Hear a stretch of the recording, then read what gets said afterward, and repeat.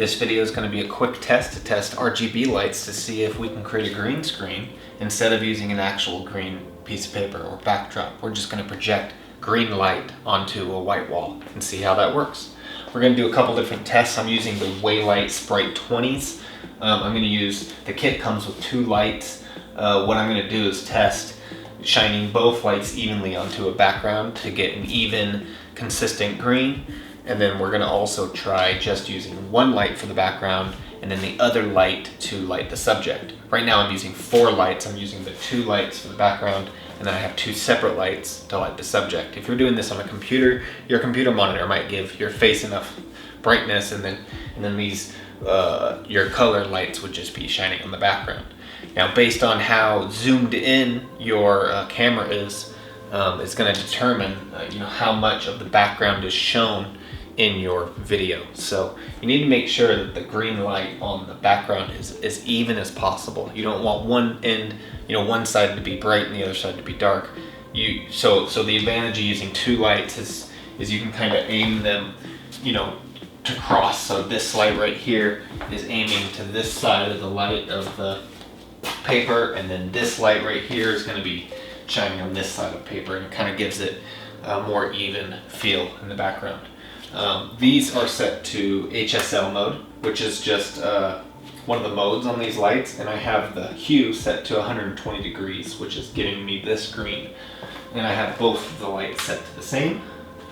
We're also going to test just using an actual green screen to compare the differences, so I'm going to put that one up so we don't have to look at that.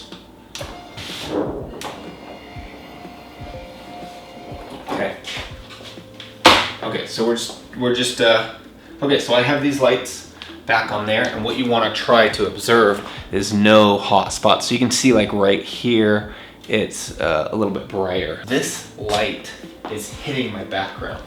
So if I turn these off, you want your background to probably be, you don't want your front lights affecting your background. Now this light is creating a hot spot on this paper because the light's adding extra light to it. So I'm going to add on this light, it's just a regular diffuser. I'm going to add a grid to this light so that way it blocks as much of the light hitting that background as possible.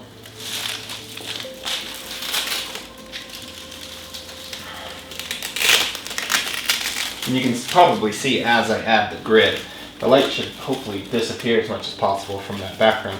I also have a pink light on the floor. I'm going to turn that off so it's not affecting the color of that background. Okay, so now that I have the grid on, Alexa, turn off the office.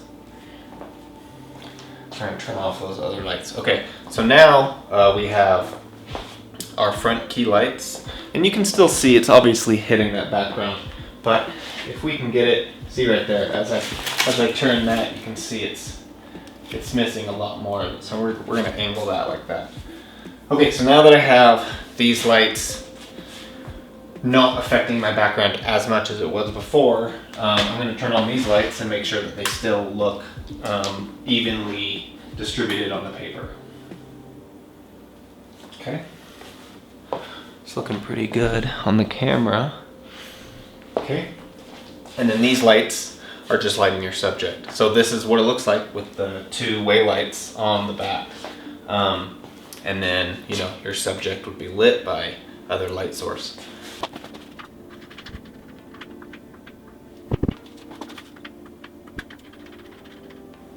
Okay, I'm setting both of these to 8500 Kelvin, and then I'm going to lower my green. And this one's just using the green screen, and my lights that were set to green are now set to white at 8500 Kelvin.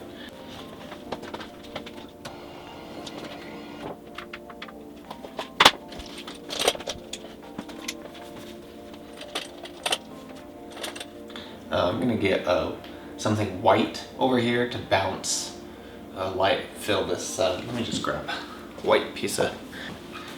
Alright, so you can see with my one light is filling this side of my face pretty bright, and then this side's dark. But if I put a white board here, it's going to reflect off and brighten up this side. And then now in Premiere, let's go ahead and go into Premiere and test to see what this looks like. Okay, after you create your project, import your media. And drag the media to the new icon. It'll create a sequence based on the settings of your clip. I'm just gonna find 3 frames to test real quick. All right, now that we're in Premiere, I just grabbed 3 frames from the video we did, and I'm gonna use the Ultra Key plugin. Just search for Ultra Key in the search and the effects search, and drag that directly onto the clip. And then in the effects control, grab the eyedropper and just select somewhere where it's green. I usually do it close to the hair, so that way it gets the hair best, and then I kind of try to fix the other areas. All right, and then I'm gonna drag it onto the second clip here, and grab the eyedropper. Okay, and then I'm gonna go to the third one, and eyedropper. Now there's all these matte generation, matte cleanup, spill suppression, color correction, all these different settings that you can use to help adjust how good the matte is on these.